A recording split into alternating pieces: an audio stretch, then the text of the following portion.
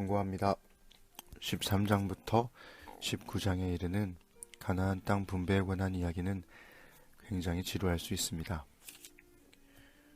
우리에겐 너무나 생경한 지명들이 마구 쏟아져 나오기도 하고, 설령 알고 있는 지명이 있다고 해도 그것을 지도에서 찾아볼 열심이 있는 것도 아니니까요. 그렇다면 이런 질문이 자연스럽게 나오게 됩니다. 도대체 성경에는 왜 이렇게 지루한 지파별 땅 분배에 관한 이야기가 구구절절 기록된 것일까요? 지난주에 1장에서 12장까지 한 단락을 끝내면서 우리는 여호수아서가 나라를 잃고 유배된 포로기에 최종 편집되었다는 이야기를 나눴습니다. 이제 조금 감이 오시나요? 나라를 잃은 이스라엘은 당연히 약속된 땅을 잃은 사람들이었습니다. 강제로 끌려온 유배지에서 그들은 왜 망했는가를 고민했고, 그들이 내린 종교사회학적 결론은 우상숭배와 사회적 불의였습니다. 그렇다면 정치적 결론은 무엇이었을까요? 바로 잘못된 지도력, 즉 왕의 욕망적 통치였습니다. 왕을 세워달라 요구했던 이스라엘은 자신들을 위해 세운 왕이 지나치게 많은 토지를 가져갔고 소유권을 가진 지주들의 땅을 빼앗았으며, 하나님이 지파들에게 약속하신 땅을 제멋대로 나눠버린 압제의 역사를 경험했습니다. 열왕기상 21장에서 나봇의 포도원을 빼앗은 아합 왕과 이세벨은 이스라엘의 여러 왕들이 저질렀던 악한 행실의 흔한 스토리였던 거죠. 지파 중심으로 분배되었던 땅은 왕을 중심으로 재편되었고, 하나님의 땅을 자기 것인 양 소유했던 권력자들에 대한 심판이 바로 이스라엘의 멸망이었다는 겁니다. 그러므로 땅을 잃고 포로로 끌려온 이스라엘 사람들이 여호수아서의 땅 분배에 관한 세세한 기록들을 읽으며 땅을 분배받은 이들은 각 지파였고 그 땅의 원소유주가 하나님이라는 사실을 뼈저리게 깨닫게 되는 겁니다. 포로지에서 잃어버린 땅에 관한 여호수아서를 읽었던 이스라엘 사람들은 어떤 마음으로 여호수아서를 읽었을까요? 오늘은 땅 분배의 시작을 알리며 기억을 더듬어 모세가 분배해준 요단 동편 땅 분배에 관한 13장 1절부터 33절을 읽어드리겠습니다. 여호수아가 나이가 들자 하나님께서 그에게 말씀하셨다. 네가 강건하게 오래 살았으나 아직 차지해야 할 땅이 많이 남아있다. 남은 땅은 이러하다. 블레셋 사람과 그술 사람의 모든 지역, 이집트 동쪽 시홀 강에서부터 가나안 사람의 땅인 북쪽 에그론 경계까지의 땅, 가사, 아스돗, 아스글론, 가드, 에그론에는 블레셋의 5 군주가 있었다. 그리고 남쪽 아위 사람의 땅, 시돈 사람에게 속한 아라에서부터 아모리 사람의 경계인 아벡에 이르는 가나안 사람의 모든 땅, 그발 사람의 땅, 헤르몬 산 아래 바알갓에서부터 하맛 입구에 이르는 동쪽 레바논 전역, 레바논에서부터 미스르봇 마임에 이르는 산지에 사는 모든 사람, 시돈 모든 사람. 내가 직접 그들을 이스라엘 백성 앞에서 쫓아낼 것이다. 너는 내가 지시한 대로 이 땅을 이스라엘에게 유산으로 나누어 주기만 하면 된다.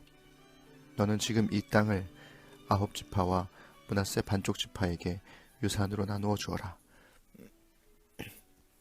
므낫세 지파의 다른 반쪽은 르우벤 지파, 갓 지파와 함께 이미 요단강 건너편 동쪽 땅을 모세에게 유산으로 받았다. 하나님의 종 모세가 그 땅을 그들에게 주었다. 그 땅은 아르논 협곡 끝에 있는 아로엘과 골짜기 가운데 있는 성읍에서 시작하여 디본까지 뻗은 메든바 고원 전역과 헤스본에서 다스리던 아모리 왕 시온의 모든 성읍을 지나 암몬 사람의 경계까지 이르렀다. 또한 길르앗과 그숫 사람과 마아갓 사람의 땅, 헤르몬산 전역 살르가까지 뻗은 바산 전 지역, 곧 아스타롯과 에드레이에서 다스리던 바선왕 옥의 온 나라가 그 땅에 포함되었다. 옥은 르밧 사람의 마지막 생존자 가운데 하나였다. 모세는 그들을 물리치고 땅을 차지했다. 이스라엘 백성이 그술 사람과 마아갓 사람을 쫓아내지 못했기 때문에 그들이 오늘까지 이스라엘 가운데 살고 있다. 레위 지파만은 유산을 받지 않았다. 하나님께서 말씀하신 대로 하나님 이스라엘의 하나님께 드리는 불살라 바치는 제물이 그들의 유산이기 때문이다.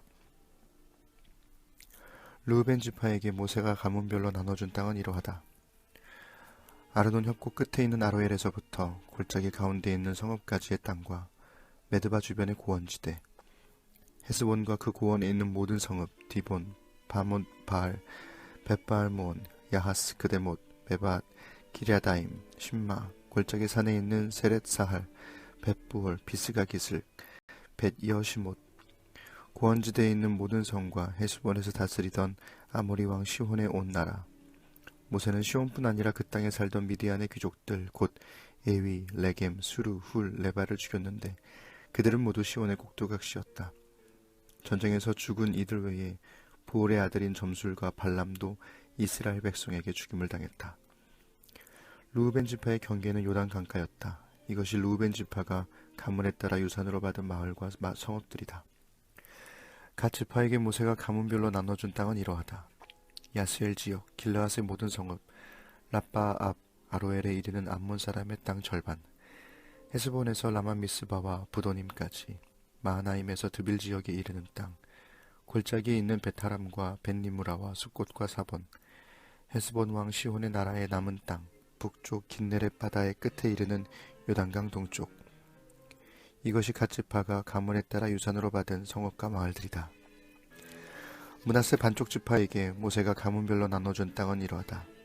마하나임에서 뻗어있는 땅, 바산 왕 옥의 온 나라 영토인 바산 전역, 바산에 있는 야일의 정착지 전부인 60개의 성읍, 길르앗의 절반과 바산 왕 옥의 도성인 아스다롯과 에드레이는 므낫세의 아들 마길의 후손 곧 마길 자손의 반쪽에게 가문별로 돌아갔다.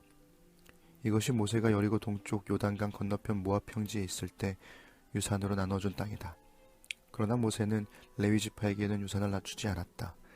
하나님께서 말씀하신 대로 하나님, 이스라엘의 하나님이 그들의 유산이기 때문이다.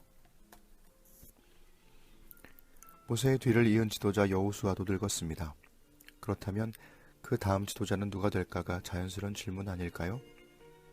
하지만 13장에서는 그런 긴장감이 하나도 없습니다.